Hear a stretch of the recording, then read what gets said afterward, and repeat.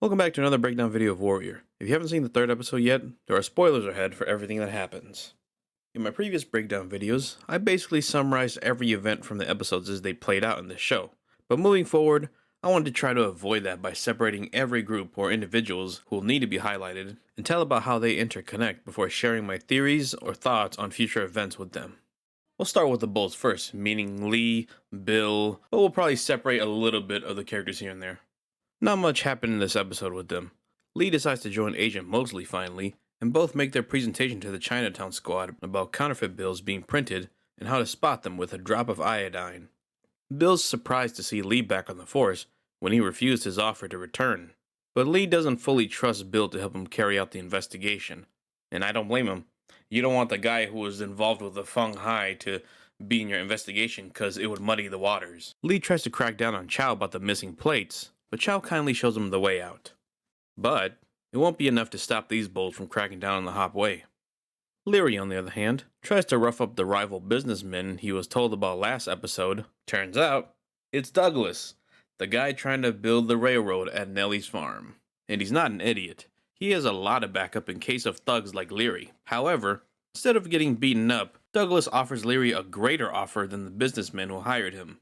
Douglas's offer promises to give Leary the platform to make bigger moves beyond politics, which basically means he can get his hands dirty while still being a politician.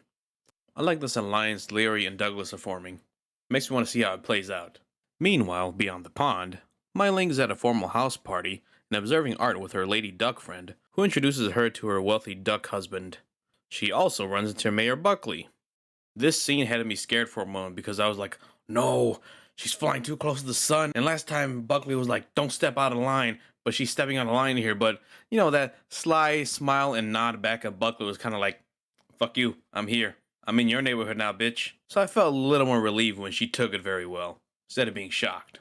Buckley crosses paths with Catherine Archer again, and she rizzes him up some more to boost his confidence. Damn, Buckley, she wants you, bro. Just say yes. All you have to do is say yes. Speaking of politics, Buckley's assistant gets some dirt on his political rival and plans on sharing it to the press. Back with our Hop Way trio, they pay Happy Jack a visit to hold some of their chop, and he happily obliges. Assam and Yan Mi have more interactions together as she helps the Hop Way print more money. There's some very apparent romantic tension between the two, but neither one acts on it.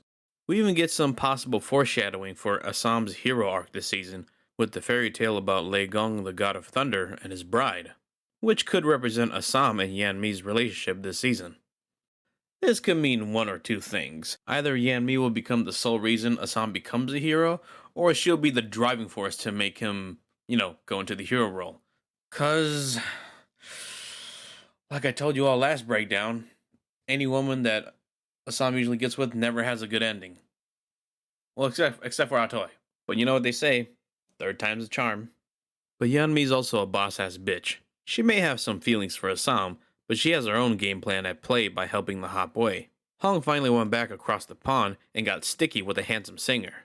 We even learned about how Hong's been a part of the Tongs even before he crossed the salt. Young Jun, on the other hand, is making it rain in Atoy's place and celebrating because cash rules everything around me. Cream get the money. Dollar bills, y'all. However, this attitude makes Chow and Assam uneasy about his leadership. Back at Nellie's farm, Douglas tries to convince her to take his offer again, but she still refuses. He brings up her relationship with Atoy, and she tells him to GTFO. And you remember how I said if things were going too good that something equally bad has to happen? Well, it happens. Some hired thugs by Douglas torch Nellie's farm, and we see Atoy and Lai get back in action. Lai is dicing ducks with two sickles, while Atoy picks up her sword again for the first time in a long time, and she finds herself fighting this 1800s Indiana Jones. I thought she was going to make quick work of him, just like, shrink, done. But no, 1800s Indiana Jones actually puts up a fight, tangling her leg and not letting her grab her sword and stuff. I mean, she gets one slice of him, but that's stare off, man. There's a fight between those two in the future for sure.